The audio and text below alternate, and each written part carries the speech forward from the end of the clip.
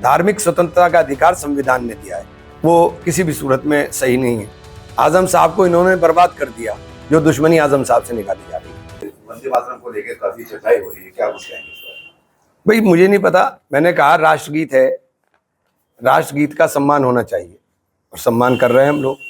और सम्मान की डेफिनेशन 1985 में और 1998 के 2 जजमेंट में सुप्रीम कोर्ट ने बिल्कुल क्लियर कर दी कि कोई व्यवधान ना हो और सावधान मुद्रा के अंदर आप इसको सुनने का काम करें। तो दोनों काम हम करेंगे, दोनों काम हम करते हैं और कर रहे हैं। वंदे मातरम कांग्रेस के हर अधिवेशन में 1904 से गुरु रविन्द्रनाथ टैगोर जी ने जो वंदे मातरम दिया था, वो 1904 से लगातार वंदे मातरम का गायन हर कांग्रेस के अधिवेशन में हो रहा है। मेरे लिए ये मुमकिन नहीं है कि चूंकि संविधान ने मुझे ये अधिकार दिया है कि मैं अपने धर्म को आज़ादी से मानूं। धार्मिक स्वतंत्रता का अधिकार संविधान ने दिया है और मेरी उपासना का तरीका, मेरी इबादत का तरीका, आपकी इबादत का तरीका, आपकी उपासना का, आपकी पूजा का तरीका बिल्कुल अलग अलग हो सकता है। तो आप अपने तरीके से माने, मैं अपने तरीके से मानूं, बस इतनी सी बात है, इसके अलावा कुछ भी नहीं है। अच्छा, बाबा रामदेव का भी बयान आया कि देश में कोई जाति धर्म खतरे में नहीं है, लेकिन बच्चों का भविष्य जो है खतरे में है। हाँ, जब तक आपकी तरफ कंपनियां तरक्की कर रही हैं तो आपका तो खतरे में नहीं है। बच्चों की नौकरियां जा रही हैं, बच्चों की पढ़ाई करने के बाद उनके माँ बाप शिक्षा के बोझ, लोन लेकर के शिक्षा के उसके बोझ से दबे जा रहे हैं, सर नौकरियां मिलती नहीं, तो बच्चों का तो परेशानी रहेगी, इसमें कोई तो राय नहीं। बाबा रामदेव ने बच्चों के ऊपर विवादित बयान दिया था, वो किसी भी सूरत में सही नहीं है।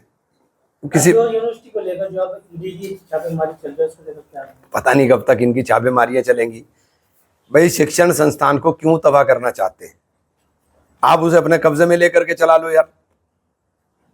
बहुत सारे तरीके हैं, रेगुलराइज करने के तरीके हैं, उसे क्यों बर्बाद करने पर तुले हुए हैं? एक शिक्षा संस्थान को बर्बाद करने के ऊपर तुले हुए हैं। आजम साहब को इन्होंने बर्बाद कर दिया। कौन सी दुश्मनी राजनीति के अंदर इस तरह से नहीं निकाली जाती जो दुश्मनी आजम साहब से निकाली जा रही है। कल जो दिशा की बैठक हुई थी उसमें एक वीडियो सोशल मीडिया पर वायरल हो रहा है जिसमें आप लोगों को काफी नोकझोंक नजर आ रही है।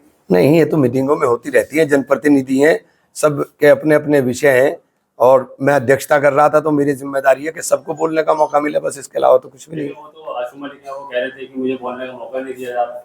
सबसे ज्यादा तो आशु मलिक ही बोले, वहाँ नियमों में तरीके से बोलेंगे ना, तो सबसे ज्यादा तो वही बोल रहे थे, उसके अलावा तो कोई बोला नहीं ज्यादा, सबसे ज्यादा वो बोले हैं। लेकिन दिशा की बैठक है, दिशा की बैठक में दिशा से ही भटक जाएगी तो कैसे काम चलेगा? नहीं, कोई भटकी भी नहीं थी, सब लोगों का एक ही ध्येय है, एक ही मकसद है कि सारे कार्यों की समीक्षा हो और सही दिशा के अंदर काम हो। अच्छा, उनका कहना ये भी था कि जो मेरा सवाल है, मुझे सवाल पूछूंगा, मुझे रोक दिया गया इस बारे में। नहीं नहीं, सवाल देखिए, सवाल वो, ये सवाल उनका नहीं है, सवाल का कोई वो नहीं है। आपने जो विषय उठाया है वो विषय सबका है, आपका अकेले का विषय नहीं हो सकता, कभी भी किसी अकेले का नहीं हो सकता।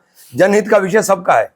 तो किसी दूसरे माननीय सदस्य के पास अगर उसकी जानकारी है या उसके बारे में वो कुछ उसमें देना चाहते हैं तो वो भी दे दे। मैंने कहा आप भी दे दो, वो भी दे दे, पहले एक की तो बात पूरी होने दो। आप दूसरे की बात काट क्यों रहे हो? आप बात मत काटो, उनकी बात पूरी होने दो, फिर आप बोल दो। आपने देखा भी होगा, मैंने यही किया, मैंने कहा चलो बोलो, अब आप पहले उनकी पूरी होने दो फिर आप बोलो।